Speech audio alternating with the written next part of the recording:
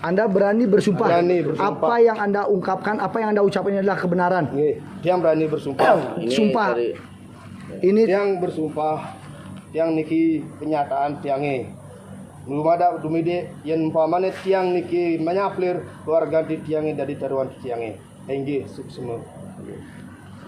baik teman-teman media, teman-teman wartawan dan masyarakat Buleleng pada umumnya, saya nggak bisa mengucapkan kalimat di sini. Yang ada adalah terlalu kejamnya budi hartawan, terlalu sadisnya budi hartawan memanfaatkan orang lugu seperti ini, buruh seperti ini. Coba, inilah budi hartawan. Kau telah membuat suatu dosa besar. Kau telah membuat suatu dosa besar, budi hartawan. Dan ini masalah ini tidak akan selesai sampai di sini. Anda telah memanfaatkan orang yang sangat-sangat lugu, sangat-sangat bodoh. Kepintaran Anda sebagai pengacara Anda gunakan untuk menghancurkan orang-orang. Rekayasa kasus Anda. Dan saya memohon kepada penegak hukum, Bapak Kapolri, Kejaksaan Agung, Mahkamah Agung dan Pak Jokowi. Ini adalah salah satu contoh rekayasa yang terjadi di Polres Buleleng. Saya dipenjara 10 bulan. Saya tidak pernah melakukan pencurian. Tetapi karena ada rekayasa dari seorang oknum pengacara di bawah naungan DPP Ferrari, Budi Hartawan, dan kroni-kroninya, dia telah mengorbankan orang miskin dan orang bodoh. Tapi saya ikhlas menjadi tumbal. Saya ikhlas menjadi tumbal di Buleleng. Saya ikhlas di penjara. Tetapi ingat, hukum karma akan menimpa Anda. Keluarga Anda akan hancur, Budi Hartawan, dengan rekayasa yang telah Anda lakukan. Baik.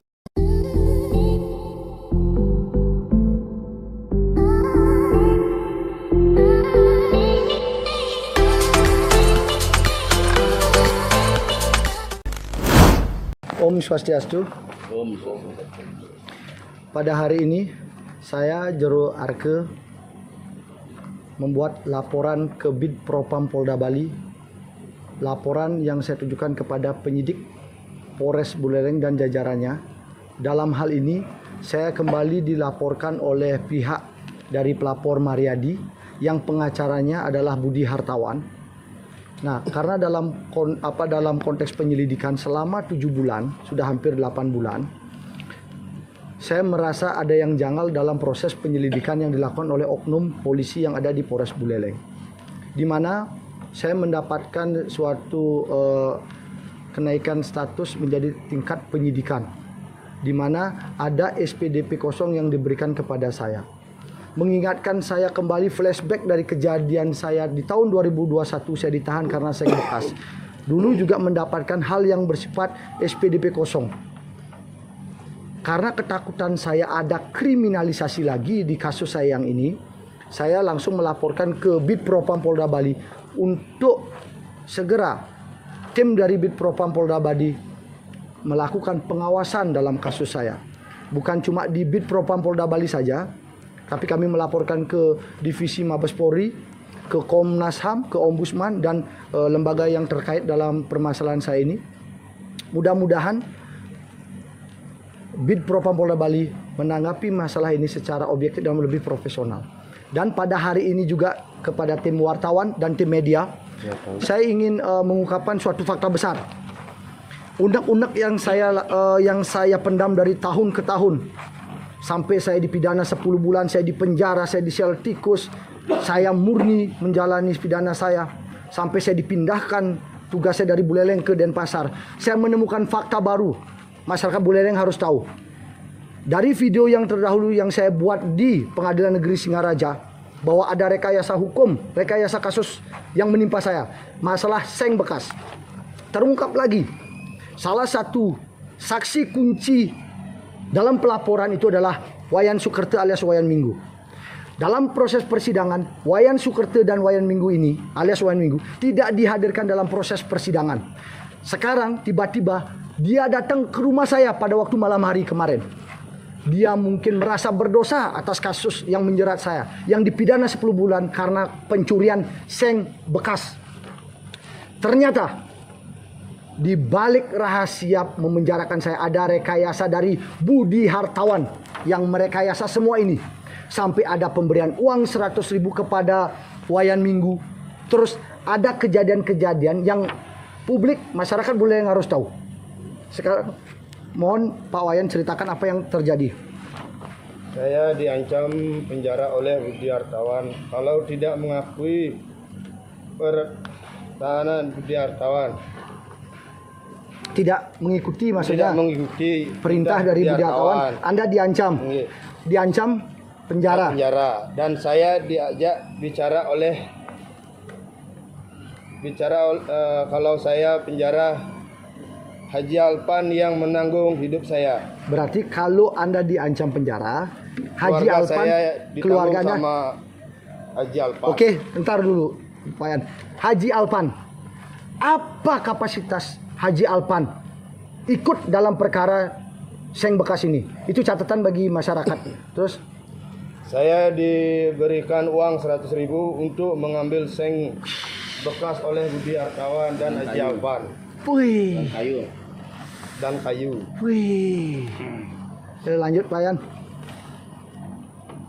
Saya tidak tahu yang dilaporkan adalah Pak Jero Arke. Berarti Anda tidak mengetahui Tidak tahu. yang dilaporkan itu adalah saya. Oke. Waktu pencurian seng bekas ini. Oke. Terus seng bekas ini diambil di mana? Di gudang Pak Jero. Berarti itu adalah seng dan kayu saya kan? Oke.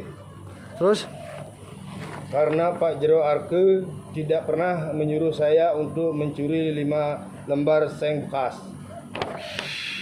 pun.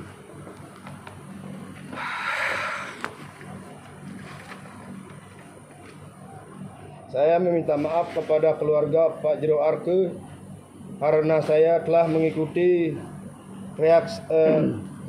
rekayasa Budi Hartawan dan Haji Alpan. Nggih, suksema. Anda berani bersumpah. Berani bersumpah. Apa yang Anda ungkapkan, apa yang Anda ucapkan ini adalah kebenaran. Nggih, tiang berani bersumpah. Sumpah.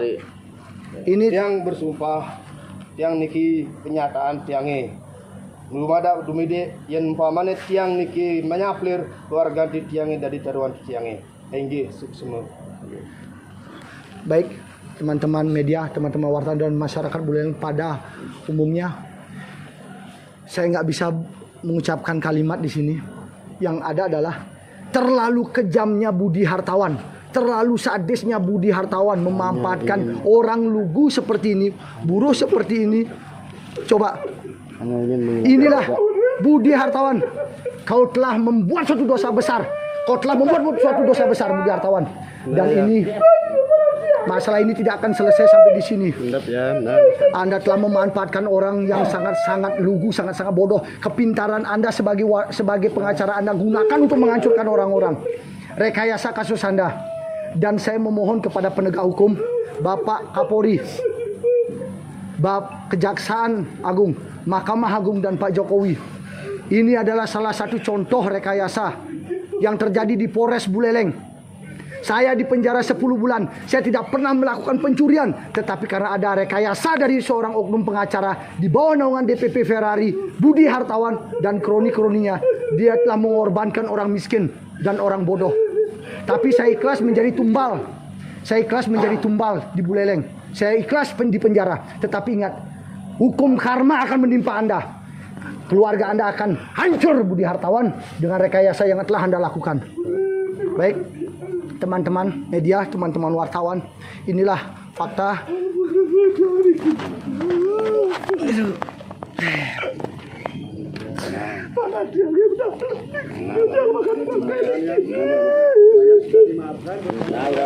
Sudah dimaafkan. Ya, minta maaf.